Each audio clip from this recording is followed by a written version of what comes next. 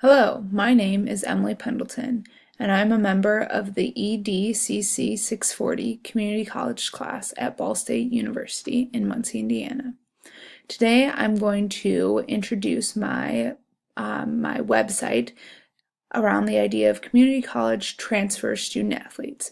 So these are student athletes that have attended a community college and then transferred to a four-year institution, all while continuing their athletic experience while at the community college as well as at the four-year institution. This website aims to look at kind of that unique experience that those students have in higher education. My interest in this topic area is currently I am the learning specialist with the Ball State University Student Athlete Support Services.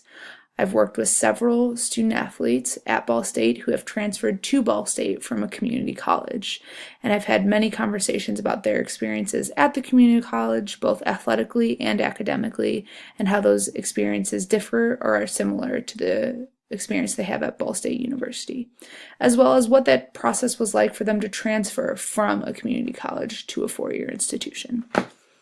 So this website aims to answer the main research question of what makes the experience of the community college transfer student athlete unique, and I will do this through answering three sub-questions. Sub-question 1, what factors influence a student athlete to attend community college and participate in athletics?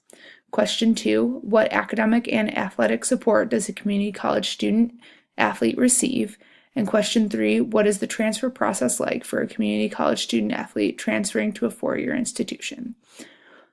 An additional interest of mine in this topic is that television shows like Last Chance University are very popular right now, and this gives a television version of the community college athlete experience, and I feel as though this type of information can be very one-sided. Television's goal is to sell entertainment, and so I feel as though we're also missing the literature and the research lens of that experience if our only observation of this unique experience, unique higher education experience, comes from a television show like Last Chance U. So my goal for you is to please enjoy this website. If you do have any questions, my contact information is available at the end of the website.